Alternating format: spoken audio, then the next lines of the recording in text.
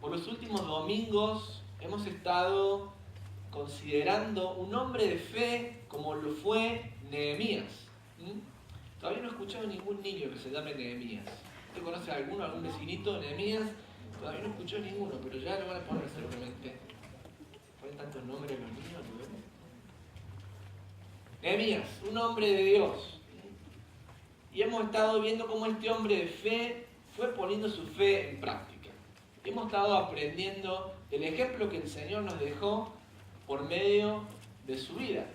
El apóstol Pablo nos dice que estas cosas, todo lo que aconteció en el Antiguo Testamento, el Señor las ha dejado para que nosotros tengamos un ejemplo de cómo seguir al Señor. Así que hemos estado considerando la vida de Nehemías. Hacemos un breve repaso, como hacemos un recap, un brief recap de lo que hemos estado haciendo.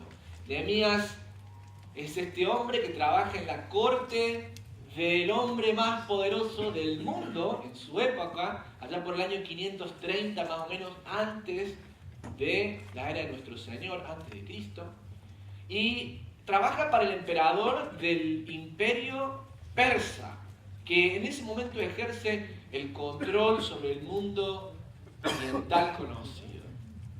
Y él es copero del rey, lo que ya vimos que es un funcionario de alta importancia, pero Dios pone en su corazón el ir hacia Jerusalén. Él está viviendo en Susa, la capital del imperio, está como viviendo en Washington, D.C., y Dios lo manda que vaya a Jerusalén, que está destruida. No voy a decir ninguna ciudad de los Estados Unidos para no ofender a nadie. Imagínense que lo mandan a una ciudad donde no hay nada, que hay puro campo nomás. Usted sale de Washington y sale ahí, y va a una ciudad donde hay puro campo. Bueno, ahí lo mandan a Nehemías. Dios lo manda ahí, con la misión de reconstruir los muros de la ciudad. Ahora, vamos a ir viendo, a medida que vayamos pasando minutos en la presencia de Dios y en su palabra, que la tarea de Nehemías no era solamente levantar un muro. El muro que Nehemías tenía que levantar en la ciudad de Jerusalén hablaba de que Dios estaba restaurando a su pueblo luego que Dios le había castigado a Israel por sus pecados y los había mandado al exilio. El reino del norte sufrió la cautividad de los asirios, el reino del sur, que es donde está la ciudad de Jerusalén, sufrió la cautividad de los babilonios. Pero Dios permitió que esto pasara porque el pueblo de Dios se había alejado de los mandatos del Señor. Habían empezado a tomar los ídolos de otras naciones y llegó un momento que hacían atrocidades. El mismo pueblo de Dios sacrificaban a sus niños, a sus bebitos, en el altar de dioses paganos, porque esas eran las religiones de la época. Tomaban personas y las vendían, las vendían para obtener dinero, tráfico de personas. El pueblo de Dios haciendo eso. ¿Y saben qué pasó? Dios los castigó. Porque la ira de Dios se revela contra toda impiedad. Cuidado. Pero el castigo que Dios le da a Israel no es un castigo para su destrucción, sino es un castigo para su corrección. Los lleva al exilio y al reino de Judá es tomado cautivo por Nabucodonosor y el imperio babilonio. Y años después, cuando leemos el libro de Esdras, vemos que el profeta Jeremías ya había anticipado que Dios iba a traer de nuevo a Israel a su tierra, a Jerusalén. ¿Por qué? Porque Dios no puede negarse a sí mismo. Si Él hizo un pacto con Israel, lo va a cumplir por amor de su nombre. Luego este periodo de corrección está trayendo a estos judíos nuevamente a Jerusalén. Así que la misión que tiene Nehemías es una misión no solamente de restaurar la ciudad, pero al restaurar la ciudad, Dios está renovando su pacto con Israel. Por eso algunos dicen, bueno, ¿para qué lo vamos a construir? Mejor lo dejemos ahí. No. La muralla que estaba construyendo Nehemías para restaurar la ciudad, estaba hablando de que era un tiempo donde Dios estaba renovando su pacto. Y ya cuando lleguemos al capítulo 7 y 8 de Nehemías, vamos a ver cómo se renueva ese pacto que Dios había hecho con la casa de Israel. En el capítulo 4 estuvimos viendo la oposición de los enemigos para que ese proyecto no se cumpla. Sanbalat, el horonita, Tobías el amonita, Gesem el árabe, todas naciones que fueron históricamente enemigas del pueblo de Dios, empiezan a presionar para que este proyecto no se haga. Eso lo vimos en el capítulo 4. En el capítulo 5 vimos cómo el mismo pueblo de Dios también estaba un poco en contra del proyecto porque se oprimían a sus propios hermanos. Le pedían un préstamo y les cobraban interés y si no le pagaban, les vendían los hijos.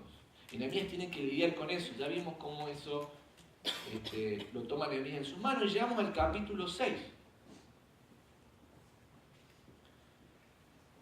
El capítulo 6 nos habla de un enemigo que sigue intentando destruir el plan de Dios, aunque sabe que está derrotado. Dice la palabra de Dios en Nehemías en el capítulo 6, si no trajo Biblia, sírvase de ir a la mesa de recursos. Tenemos Biblias que son en español, en inglés, también es bilingüe, no como esta. Lo único que acuérdense, regrésela al final del servicio, no como el centro de mesa que usted se lo lleva a su casa después del cumpleaños. Acuérdense de regresarla, pero es bilingüe, así que tiene English y Spanish, tiene los dos, para el que si tiene alguna necesidad lo pueda hacer, está en la mesa de recursos. Llegamos al capítulo 6 y nos vamos a encontrar con un enemigo persistente.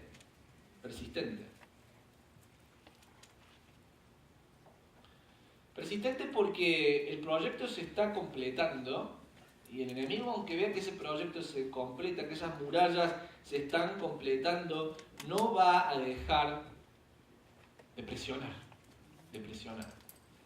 Ahora usted recuerde que el libro de Nehemías se escribe para una generación de judíos que están volviendo a la cautividad. Y la pregunta que este capítulo, este pasaje puntual que vamos a considerar esta mañana, intenta responder, tiene que ver con cómo identificar y resistir los ataques de un enemigo acorralado.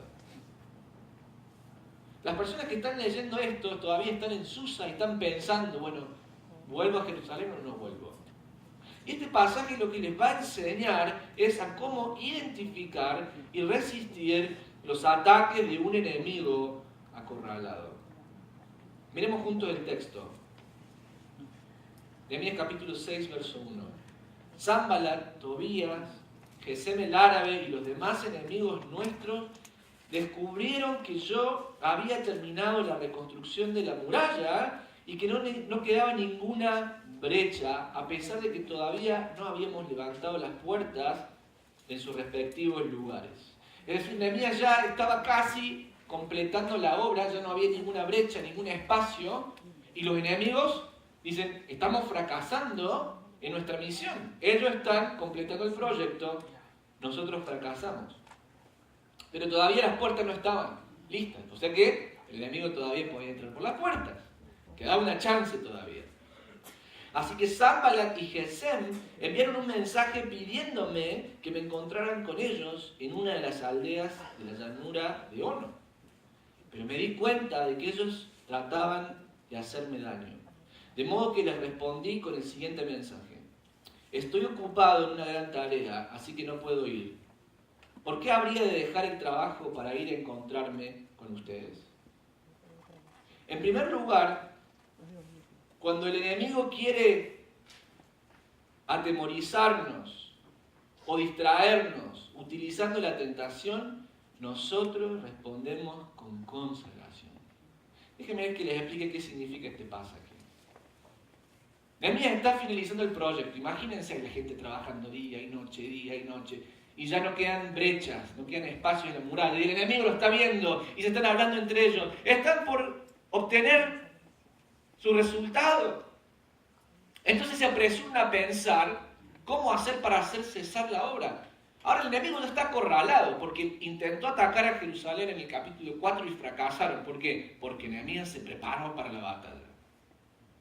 Y están pensando cómo hacemos para que esto no pase. Ya casi lo tienen, le falta un ladrillito más.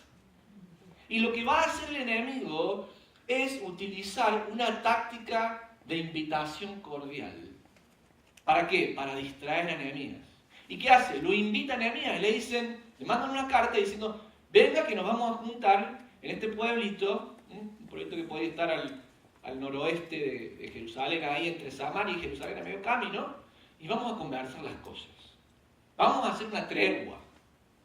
Ahora, ustedes acuérdense que Tobías y Sanballat tienen todo el ejército de Samaria. ¿Qué ejército tiene Nehemías? Ninguno. Tiene mujeres, niños, granjeros, perfumistas, ¿se acuerdan? Artesanos, ¿esos son soldados? No. Así que imagínense usted cuando Nehemías recibe esa invitación de parley, esa invitación diplomática de hacer la paz. Quizás él pensó, bueno, la verdad que es mi oportunidad para terminar este conflicto, porque si ellos me atacan, la voy a tener bien difícil. Imagínense un guerrero entrenado contra un perfumista. ¿Qué le va a hacer el perfumista? Le va a tirar perfume, ¿eh? Y lo invitan a Nehemías. ¿Y cómo responde Nehemías? Nehemías responde diciendo, estoy ocupado en una gran tarea, así que no puedo ir. ¿Por qué? Porque entendió que era una trampa. Entendió que lo estaban trayendo lejos de la muralla, lejos del proyecto, porque él lo dirigía. ¿Para qué? Para que eso se detuviera. Y una vez que lo tuvieran ahí, lo pudieran matar, para hacerme daño, dice Nehemías. Él entendió esto de Dios. O sea que la invitación diplomática que le hace el enemigo tiene que ver con una finalidad que es hacerle daño. En primer lugar, sacarlo del proyecto que Dios le dio, pero en segundo lugar, hacerle daño. Ahora en la época se acostumbraba que cuando uno hacía una invitación diplomática al enemigo, lo tenía que recibir bien, ¿verdad? Porque era una invitación de tregua, de paz. Así que había que ofrecerle, bueno, digamos, un buen vino, había que ofrecerle buenos lugares para que descanse, todo ahí en la época. Ahora te pónganse a pensar en Nehemías. Nehemías está ahí trabajando, no pongan tantos concreto ahí, no hay concreto. Pongan tantas piedras ahí en la muralla, hagan esto, viene otro y le dice, hace falta esto, y ahí está el pobre. Y ya lo vimos en el capítulo 5 y en el capítulo 4, que él ni sus sirvientes se sacaban la ropa a veces para dormir, porque ya estaban listos. Le hacía falta un perfumista al lado, Nehemías, ¿eh? Pero imagínense el cansancio que este hombre tiene y de repente sus enemigos lo invitan. Nehemías sabe que ahí va a estar, se va a alejar del trabajo y que va a tener un descansito. Es tentadora la invitación, ¿verdad? Ahora, el enemigo acorralado lo que hace es utilizar el cansancio de Nehemías, la frustración de Nehemías, para que él se relaje un poquito. ¿Y qué? Y sacarlo del trabajo que él está haciendo. Ahora esa es una tentación, una invitación que va a terminar en su destrucción, porque el enemigo no quiere, venga que lo vamos a cuidar. Es como algunas hermanas de la iglesia que por ahí me invitan, venga pastor a comer. Y cuando voy, hay arroz con gandules, unas cosas preciosas, ¿no? Pero no me quieren hacer daño, entonces vengo fortalecido. Pero en este caso no, porque eso es una trampa para hacerlo caer a Nehemías. Ahora miren cómo responde Nehemías. Nehemías responde diciendo, no puedo ir porque la obra que estoy haciendo es muy importante. ¿Qué le está diciendo a Sanballat? Usted no es importante. La invitación que usted me está haciendo no es importante. Yo tengo una tarea que Dios me encomendó y esa es la tarea que Él me dio. Yo tengo que servir a Dios. No me puedo estar pensando en servirme a mí mismo. Usted es mi enemigo. Yo no puedo estar ahí pensando y hacer un acuerdo de paz con usted. Porque usted se levantó en contra del Dios viviente. Wow. Ahora en el Nuevo Testamento encontramos un principio similar. Cuando el enemigo está acorralado, cuando sabe que ya no le queda nada, lo que hace en primer lugar es tentarnos. ¿Para qué? Para sacarnos de qué? Del camino a la victoria. Por eso cuando el Hijo de Dios, Cristo Jesús, toma forma de hombre y desembarca en su ministerio en este mundo, ¿qué es lo primero que le pasa a Jesús en su ministerio? Después de su bautismo. ¿Aparece el diablo para qué? Para tentarlo. ¿Por qué? Porque el diablo sabe que en el momento en que Cristo pisó la tierra, ya estaba vencido. Ya estaba vencido, está acorralado, está en retirada. Entonces va a intentar el diablo con Jesús, tentarlo para sacarlo de su misión. Y pasan 3 tentaciones, que usted después las puede buscar. En Mateo en el capítulo 4, la última tentación, viene el diablo, lo lleva a Jesús a un monte muy alto y le dice, mira todos los reinos de la tierra. Todo esto te daré si postrado me adorares. ¿Y qué le dice Jesús? Vete, Satanás, porque escrito está, solo al Señor adorarás y solo a Él servirás. Y el diablo le dejó. ¿Cuál es el punto? El diablo estaba ofreciendo a Jesús un atajo. Mira, Jesús, en realidad, si tú quieres ser el rey de reyes y señores de señores, yo te lo puedo dar, pero tienes que adorarme a mí. Tienes que evitar ese camino de la cruz. No vayas por el camino de la cruz, es muy difícil. Es muy difícil. Mejor, adórame a mí y yo te voy a dar todos los reinos del mundo. Me estaba ofreciendo un atajo. Me estaba ofreciendo el camino fácil. Jesús sabía que para cumplir la voluntad del Padre tenía que ir por la cruz. Pero Jesús le dice, escrito está, solo a Dios adorarás, solo a Él servirás. Jesús le está diciendo al diablo, no te confundas, diablo, yo no me estoy sirviendo a mí mismo. Mi corazón está en servicio para Dios. Y es más o menos lo que Nehemías está diciéndole a su enemigo. Enemigo, no me invite ahí a hacer tregua con usted. Yo sé que la tarea que Dios me dio es difícil, pero ¿sabe qué? Yo le sirvo a Dios. Y la tarea que Él me dio es muy importante. Por eso no puedo estar pensando en servirme a mí mismo. Ahora el enemigo sabe que está vencido y empieza a utilizar el recurso de la tentación para sacarnos, distraernos, agarrarnos de la misión importante que Dios nos ha dado. ¿Usted sabe que el enemigo de nuestras almas, el diablo, está vencido? Él está vencido. Por la muerte, resurrección y ascensión de Cristo, el diablo no tiene poder. Bueno, pastor, qué lindo la cosa que usted se inventa. No me la invento.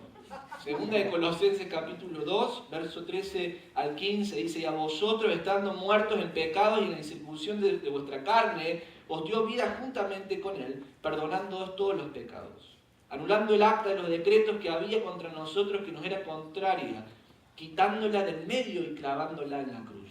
Y escuchen esto. Y despojando a los principados y a las potestades, los exhibió públicamente, triunfando sobre ellos en la cruz. El diablo está vencido. Cristo le ha vencido en la cruz. Por eso lo que el diablo intenta es tentarnos. ¿Por qué? Porque sabe que somos más que vencedores. Porque sabe que la victoria final de Cristo es inminente. Él viene en cualquier momento. ¿Y qué nos quiere hacer? Nos quiere sacar de la tarea que Dios nos dio. Nos quiere entretener, nos quiere desviar del propósito que Dios nos dio. Ahora le pongo un ejemplo para que lo entendamos todos. Imagínense que usted va en su automóvil con su familia, con sus niños, que tú vas ahí en el automóvil con tu familia, con tus hermanos, y de repente se te acaba la gasolina. La esposa, pero yo te dije que le pongas gasolina. El marido, se le acabó la gasolina, usted no lo vio, se le acabó. Entonces, bueno, juntan todos un poquito de dinero, y usted sale, lo encomiendan a usted, la familia dice, te encomendamos que vayas a buscar la gasolina. Y usted va a la gasolinería que está ahí como una milla, y camina, y camina. Cuando llega a la gasolinería, cuando va a comprar gasolina, ¿qué usted ve? Usted está viendo ahí en la vidriera unas chips, unas papitas que están bárbaras. Y usted se empieza a preguntar, bueno, la verdad que necesito un poquito de comida y alimento para estar fortalecido y volver con fuerza, si no, eso me desmaya en el camino. Entonces entra ahí y se compra unas chips, pero se compra esas papitas ahí y ya, bueno, pero si me compro las papitas, me tengo que comprar algo para tomar, porque después me quedo con sed. Si me ahogo ahí me muero, ¿qué va a hacer mi familia? No, estoy por el bien de mi familia. Y se compra una gaseosa, se compra un refresco, y se compra esto, y se compra el otro, y imagínate que se gasta todo el dinero. Y usted se vuelve con las papitas, se vuelve con el refresco, todo, pero se vuelve sin la gasolina. ¿Qué le va a pasar a usted cuando llegue el auto a su automóvil? Mejor no vuelva. Si lo después está ahí, mejor no vuelva. Y no me llame, si usted se metió ahí, no me llame. ¿Qué pasa? Usted tenía una misión. Y la misión que usted tenía era en servicio de su familia. Pero ¿qué pasó cuando llegó a la estación de servicio? Se distrajo y empezó a gastar el dinero. En vez de gastarlo en favor de su familia, que la gasolina, lo empezó a gastar en beneficio personal. Y usted se empezó a decir un montón de mentiras. Bueno, es que en realidad esto lo necesito porque si no me voy a desmayar en el camino. Y se empezó a justificar. A veces no hacemos lo mismo nosotros. Dios nos ha dado una misión y nosotros empezamos a desviarnos con la tentación del diablo y nos empezamos a justificar. bueno, pero que en realidad esto me lo merezco. ¿Qué pasa en nuestro corazón? Nuestro corazón deja de servir solamente a Dios y nos empezamos a servir a nosotros mismos. La tentación que Sanballat le dio a Nehemías falló porque Nehemías tenía un corazón consagrado a Dios. Estaba consagrado a Dios y nada lo iba a quitar a él de cumplir la misión que Dios le había encomendado. Para los que están casados, ¿sabes que el mundo te va a decir, sabes qué? Si te llevas mal con tu esposa, con tu esposo, no te preocupes, búscate otro que te entienda. Búscate otro. Entonces, claro, usted empieza a recibir ese consejo. ¿Y cuál es el mandamiento que Dios le da a los esposos? Que se amen el uno al otro. Dice el apóstol Pablo en la primera epístola a los Corintios, en el capítulo 7, que el esposo se preocupa de cómo agradar, no a su vecina, no a su mejor amiga, a su mujer. Y que la esposa se tiene que preocupar de cómo agradarle a su esposo. Esa es la misión que Dios te dio si estás casado. Pero de repente viene una amiga, un amigo, no, pero con él no encuentras la felicidad, con ella no encuentras la felicidad, tú te mereces algo mejor. Entonces empezamos a pensar, sí, me merezco algo mejor. Y entonces, claro, ya empieza después a tomarse un cafecito con esa amiga y empieza a decir, no, pero que en realidad yo tomo este café con mi amiga porque nadie me escucha. Entonces, si nadie me escucha, después yo vuelvo a mi casa y vuelvo enojado y me peleo más con mi esposo. O sea que yo tomarme este cafecito con mi amiga me viene bien y le hace bien a mi familia. Son todas mentiras. Pero nos justificamos. Y entonces usted se empieza a tomar un cafecito con su amiga, con su amigo, y después empieza a desarrollar una relación de intimidad. ¿Y después qué pasa? Y después usted cae en el adulterio. Cuidado. Cuidado. Nuestro corazón tiene que servir a Dios. Pero cuando nosotros empezamos a servirnos a nosotros mismos, ahí es cuando la tentación cobra el lugar y nos agarra. Ahora, en segundo lugar, dijimos cuando el enemigo en primer lugar está acorralado y quiere atemorizarnos, lo hace con tentaciones, pero nosotros respondemos con consagración. En segundo lugar, cuando el enemigo quiere atemorizarnos con rumores y calumnias, nosotros respondemos con la libertad y la fe del Señor. Veamos juntos el versículo 4. 4 veces me enviaron el mismo mensaje. Lo invitaron 4 veces.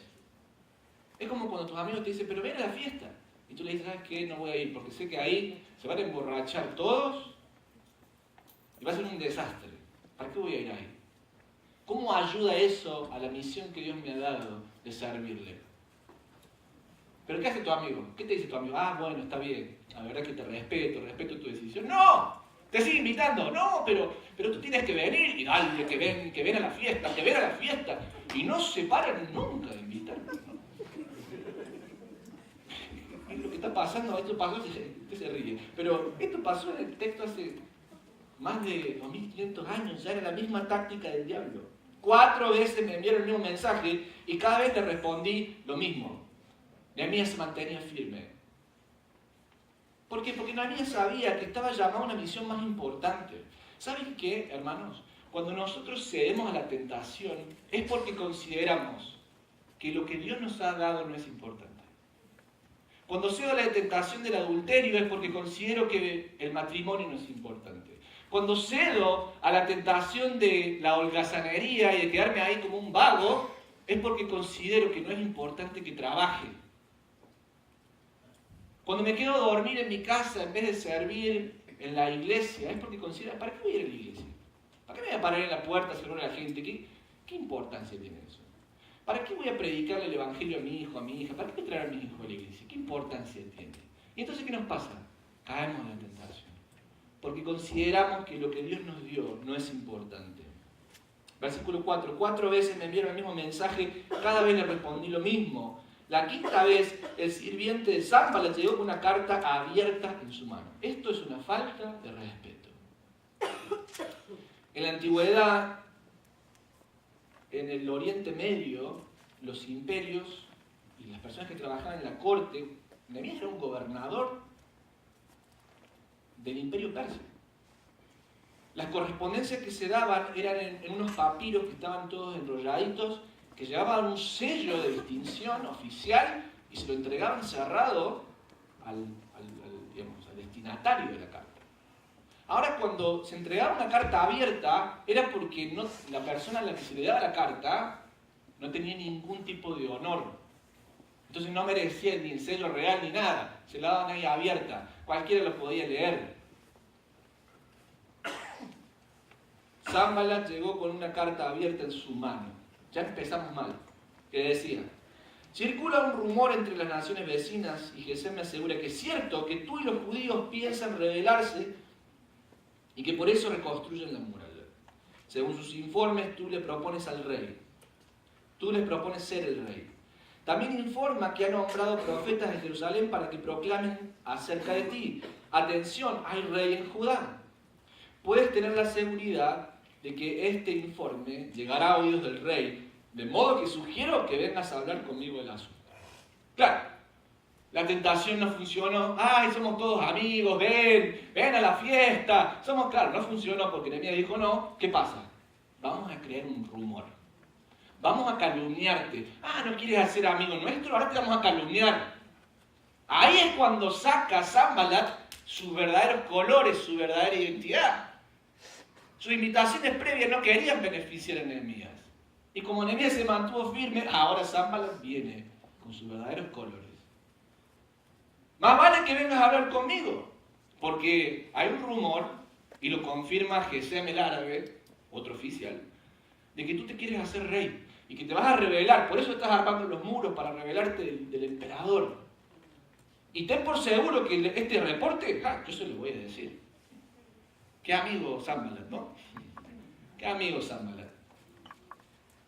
Versículo 8. ¿Qué le respondió Nehemías? Yo respondí: todo lo que dices es puro cuento. Qué buena respuesta, ¿no? La Reina Valera dice: lo que estás diciendo es insólito porque te lo estás inventando tú de tu propio corazón. Tú mismo te lo inventaste todo. Versículo 9. Solo trataban de intimidarnos. Creían que podían desalentarnos y detener la obra, de modo que seguí con el trabajo más decidido que nunca. Esa palabra del versículo 9, intimidarnos, se repite 4 veces en este pasaje. El objetivo del enemigo es hacerle tener miedo a Nehemías. ¿Para qué? Para que se desanime. Este rumor era peligroso.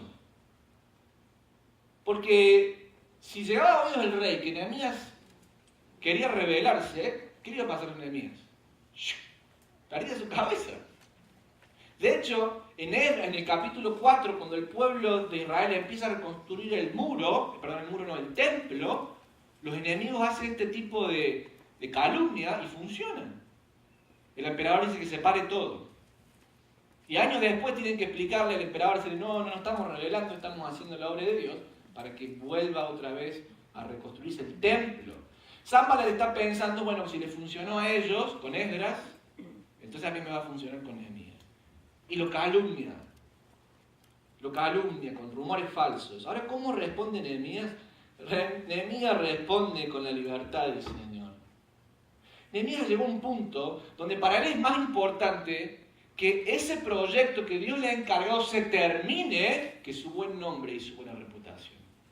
Nehemías no va a perder tiempo en ponerse a ver a los oficiales de todas las naciones para decirles: ¿saben qué? Es mentira lo que están diciendo. ¿Por qué? Porque la tarea que Dios le ha dado es mucho más importante que su propia reputación.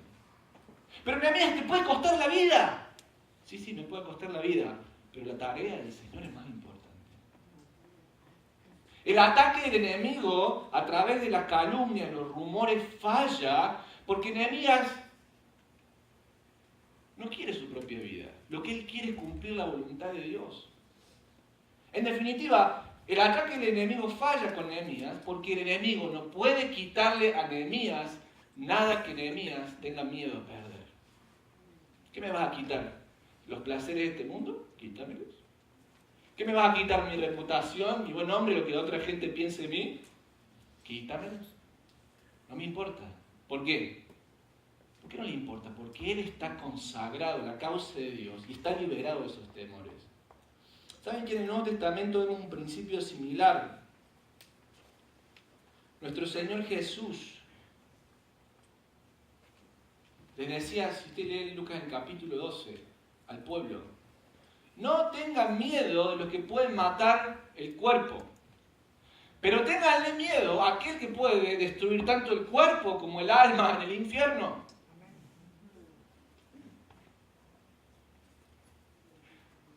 ¿Saben qué? Aquellos que estamos en Cristo hemos sido liberados del temor de la muerte. Hebreos en el capítulo, no tenemos tiempo y nunca tenemos tiempo. Bueno, pastor, hable más cortito, es que no puedo.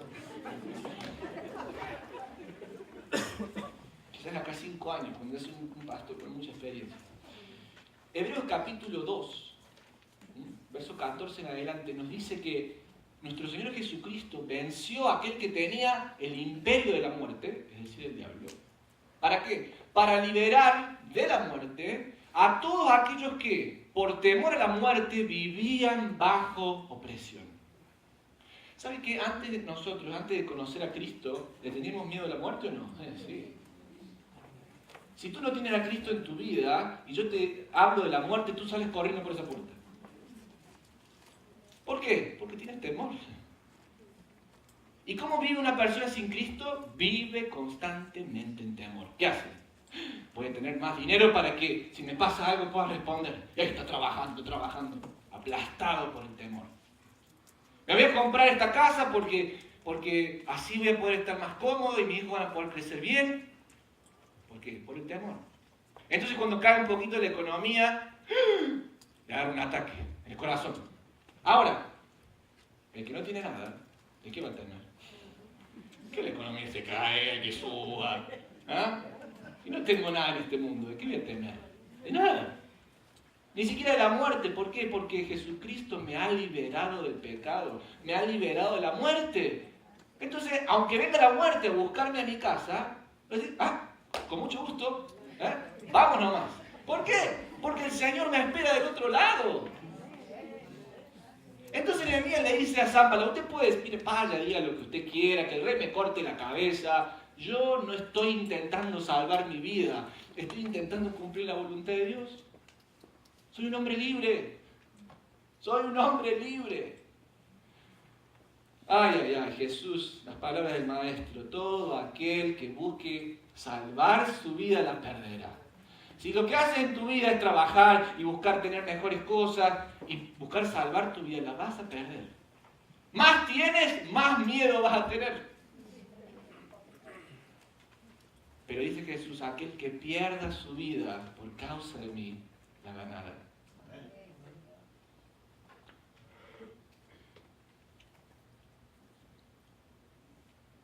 ¿Sabe que el enemigo intimida a aquellos que están trabajando en la obra de Dios? Cuando usted empieza a guiar a su familia a Cristo, cuando usted lleva a sus hijos a la iglesia, cuando usted le habla a su familia, cuando usted le habla en el trabajo a sus compañeros, en la escuela a tus compañeros, ¿qué hace el enemigo? Empieza a intimidarte. Y nos pasa que cuando venimos a Cristo, escucho, pastor, estoy caminando con el Señor, pero nunca me pasaron tantas desgracias como ahora. ¿Por qué? Porque el diablo lo quiere intimidar. ¿Caminas con el Señor? Puede ser que tengas un accidente por ahí. Andabas con tu carro, ahora vas a andar a pie. Caminas con el Señor, voy a hacer ahora que tu familia no te invite nunca más a un domingo a la mesa. Porque tú eres de esos aleluya. No, ahí afuera. ¿Y qué pasa? Nos intimida. Nos intimida. Tú caminas con el Señor, entonces te vamos a hacer bullying en la escuela. Nos vamos a burlar de ti. Porque tú eres del Señor. ¿Qué hace el enemigo? Ladra, nos intimida, nos quiere meter miedo. Ahora, tenemos que recordar, hermanos, en esos momentos que el Señor es nuestro buen pastor. ¿Qué nos va a faltar? Nada. No va a faltar nada. Nada. No tengan miedo. Cuando el enemigo nos quiera presionar con el temor, usted no tema. Porque el Señor nos ha liberado de estas cosas. Nos ha liberado de estas cosas. En definitiva, no puedes quitarle algo a alguien que nada tiene en este mundo. ¿Cómo lo presionas? Y si todos nuestros tesoros están en el cielo, entonces ¿quién nos puede presionar aquí en la tierra? Nadie. Por último, cuando el enemigo quiere atemorizarnos usando falsos profetas, nosotros respondemos con valor y con la palabra de Dios. Miremos juntos el versículo 10. Nehemías le mandó la cartita de invitación 4 veces, venía con los muchachos acá a la fiesta. Fracasó. Ah, sí, ahora te vamos a calumniar, vamos a decir, vamos a arruinar tu nombre. ¿Qué hace Nehemías? Haga lo que usted quiera. Haga lo que usted quiera. ¿Saben qué dijeron de Jesús? De Jesús dijeron que era un hombre comilón y bebedor, que se juntaba con pecadores. Dijeron hasta que Jesús tenía un demonio. Si dijeron eso del maestro, ¿qué no van a decir de usted y de mí? ¿Qué no van a decir de usted y de mí? ¿Sabe por qué Nehemías no responde a las calumnias? Porque sabe que son mentiras. No tiene nada que esconder. Por eso cuando a mí a veces, pastor, están diciendo esto de usted, yo me río. ¿Y qué va a hacer, pastor? Nada. ¿Cómo nada? Defiéndase algo. No, ¿por qué? Porque no es cierto. No es verdad. ¿Usted cree que yo voy a gastar un minuto de mi vida para ir a limpiar mi buen nombre cuando sé que son acusaciones falsas? No. El Señor nos ha encomendado una tarea mucho más profunda. Pero cuando estas cosas fallan, cuando la tentación falla, cuando la calumnia falla, el enemigo va a usar un último recurso. Y es utilizar falsos profetas. Dice el versículo 10, más adelante fui a visitar a Semaías, hijo de Delaía y nieto de Mehetabel, que estaba recluido en su casa. Este hombre era un hombre muy poderoso en la ciudad de Jerusalén. Se cree que puede haber sido hijo de unos sacerdotes y era un hombre muy influyente. Por eso cuando lo llamó a Nehemías, Nehemías fue. Y aparentemente no estaba en buenas condiciones físicas porque estaba en su casa. Ahora este hombre tenía acceso al templo, por eso digo que era un hombre muy importante. En esa época no entraba cualquiera al templo, y este hombre tenía acceso. ¿Y qué le dijo Semaías a Nehemías? Reunámonos dentro del templo de Dios y cerremos las puertas con cerrojos. Tus enemigos vienen a matarte esta noche. Otras versiones nos dicen, lo traducen como, Dios me dijo que tus enemigos vienen a matarte esta noche. Así que Dios me dijo que vayas y te escondas en el templo con cerrojos, para que no te maten. Pero yo le respondí, versículo 11, a ver qué le contesta Nehemías. ¿Acaso debería una persona en mi posición huir del peligro? ¿Acaso debería alguien en mi posición entrar al templo para salvar su vida? No lo haré. Versículo 12. Me di cuenta de que Dios no le había hablado, sino que decía esta profecía contra mí porque Tobías y Sanballat lo habían contratado. Ah, ¿qué tal? Se sobornaron a un profeta para que vaya y le diga, ah, Dios dice que vas a morir esta noche, ve a esconderte en el templo. Ellos esperaban intimidarme otra vez y hacerme pecar. De esta forma podrían acusarme y desacreditarme. Oh Dios mío, acuérdate de las cosas malvadas que Tobías y Sanballat han hecho y recuerda a la profetisa Noadías y a todos los profetas como ella que trataron de intimidarme. Claro, no solamente le pagaron a Semaías, le pagaron a las profetisas, a otros más. ¿Para qué? Para que le dijeran mentiras a Nehemías de parte de Dios. Cuando el enemigo fracasa con la tentación, cuando el enemigo fracasa con la calumnia, ¿sabe qué va a hacer después? Lo va a atacar por medio de falsos maestros, falsos profetas. Y esto es un principio que lo vemos en el Nuevo Testamento también, si vamos en la segunda epístola de Pedro, en el capítulo 1, del verso 3, dice, pero hubo también falsos maestros en el pueblo, hablando del Antiguo Testamento, como habrá entre ustedes falsos maestros, que introducirán encubiertamente herejías destructoras y aún negarán al Señor que los rescató, atrayendo sobre sí mismos destrucción repentina. Miren lo que dice el versículo 2. Y muchos seguirán sus disoluciones, por causa de los cuales el camino de la verdad será blasfemado. Y por avaricia harán mercadería de ustedes con palabras fingidas. ¿Cómo es que Nehemías puede reconocer que Semaías es un falso profeta? ¿Saben por qué? Porque Nehemías es un hombre que conoce bien la palabra de Dios.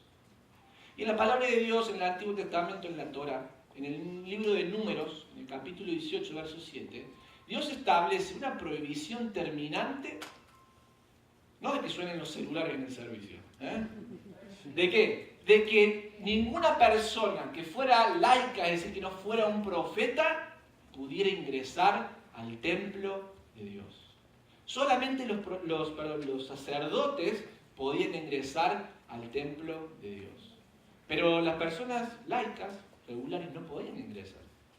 Entonces cuando este profeta viene y le dice a Nehemías, Dios me dijo que tienes que irte al templo, Nehemías inmediatamente sabe que lo que este profeta está diciendo va en contra de la palabra de Dios. Entonces sabe que está mintiendo. En segundo lugar, Dios lo ha puesto a Nehemías como el gobernador de la ciudad. Si lo puso como gobernador, ¿lo puso ahí para que cuando venga un problema salga corriendo? No. Lo puso ahí para que se encargue de los problemas. Querido hombre, varón que estás casado, Dios te puso en tu matrimonio no para que salgas corriendo de los problemas. Te puso ahí el Señor para que lidies con los problemas, para que los enfrentes, para que protejas a tu familia, a tu esposa, a tus hijos. No para que le digas a tu esposa, bueno, haga usted, que usted mejor sabe, yo me quedo acá, no hago nada, sigo viendo el partido de fútbol. ¡No! Nehemías dice, un hombre como yo, ¿va a salir corriendo de los problemas? Le pusieron de gobernador. Imagínense que hay un problema y su pastor sale corriendo. ¿Por qué lo pusieron ahí? Y además Nehemías conocía la palabra de Dios, sabía que esta persona estaba hablando en contra de la palabra revelada de Dios. ¿Qué tal nosotros? Cuando el enemigo fracasa con tentarnos, con calumniarnos, nos va a querer hablar por medio de falsos maestros. ¿Y qué dicen los falsos maestros? Ay, mire, ¿quieres vivir teniendo relaciones sexuales con tu novio, con tu novia sin casarte? Está todo bien. Y hay iglesias que, ay, si usted va y Dios no te juzga. Pero, momentito, ¿no dice la palabra de Dios que la fornicación es un pecado? Sí. Entonces, por más que venga el pastor tal y cual a decir que ahora puedes vivir teniendo sexo con tu novio o con tu novia, ¿crees que eso está bien? Y que eso, ay, Dios me dijo que esta relación que tengo con mi novio es pura y santa, porque el pastor me dijo, ¡no! Porque va en contra de lo que dice la palabra de Dios. El mundo está intentando presionar a la iglesia para sacarla del espacio público. Ustedes vayan y hablen sus cosas en la iglesia. Enciérrense ahí en el templo. ¿Y qué hacemos muchos de nosotros? Y nos callamos. En una reunión familiar no decimos nada, en la escuela no decimos nada, en el trabajo no decimos nada. Ahora, Dios nos puso, hermanos, para hacer sal y luz. No para que vengamos acá al templo a escondernos. Para que seamos sal y luz en el trabajo. Pero es que si yo digo que soy cristiano en el trabajo, me van a echar. Bueno, ¿estás listo para eso? Un hombre como tú, una mujer como tú, ¿va a salir corriendo? Si Dios te ha llamado con un llamamiento santo.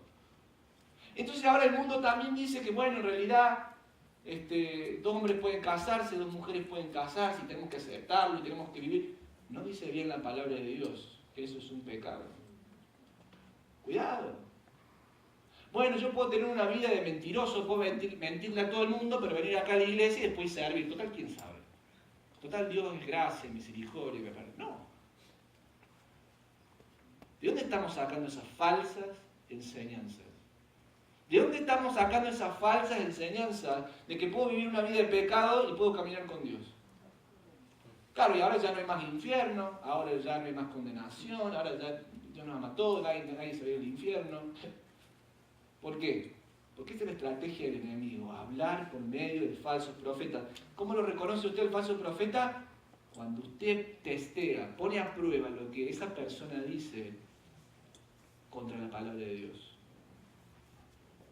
¿Cómo sé yo, hermanos, que le estoy dando la palabra de Dios? Porque se las leo y se las explico. Y porque cuando me tocan textos que son difíciles y que no me gustan, a mí, los tengo que obedecer igual.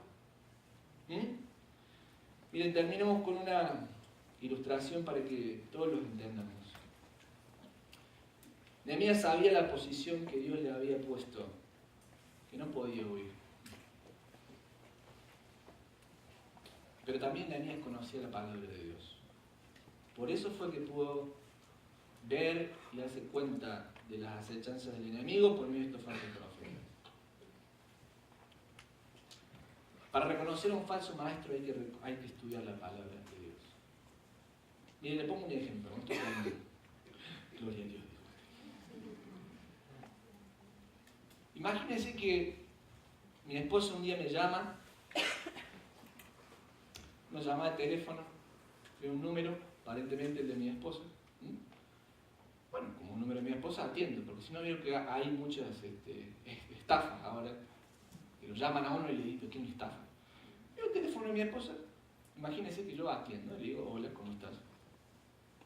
Imagínense que escucho del otro lado del teléfono una voz que dice, hola cariño, por favor envíame la información de tu tarjeta de crédito, que la mía se ha dañado.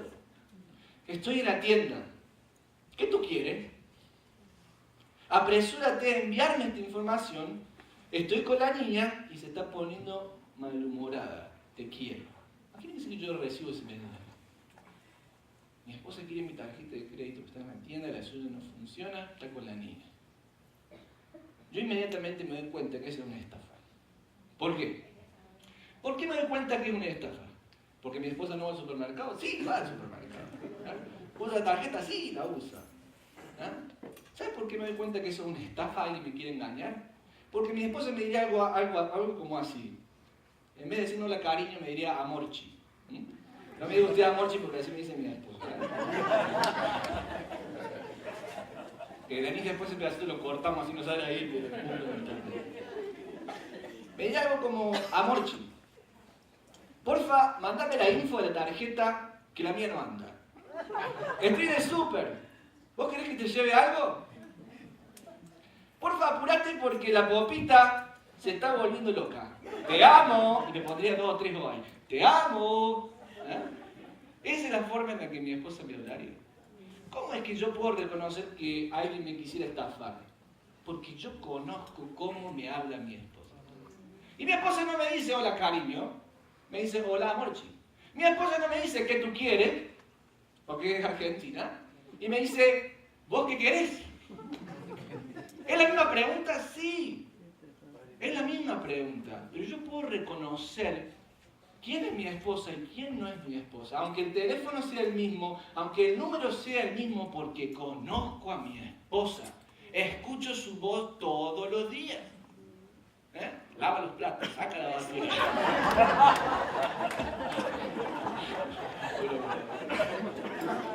Espero que esté en el dulce y no esté escuchando nada. Yo escucho su voz porque la conozco. Lo mismo pasa con Dios, amado mío. Cuando yo conozco su palabra, conozco la voz del pastor. Entonces cuando viene un falso pastor ahí a decirme algo, yo no lo sigo. ¿Por qué? Porque conozco la voz del pastor de las ovejas. Sé cuando me habla, sé cuando me conforta, sé cuando me corrige, sé cuando me castiga, sé cuando me levanta, porque tengo una comunión personal con él. ¿Cómo identificamos y respondemos a los ataques de un enemigo acorralado? Cuando a la tentación le respondemos con consagración. Cuando a las calumnias y a los rumores le contestamos con la libertad del Señor. Y cuando a los falsos maestros le contestamos con la palabra santa, bendita y poderosa del Señor.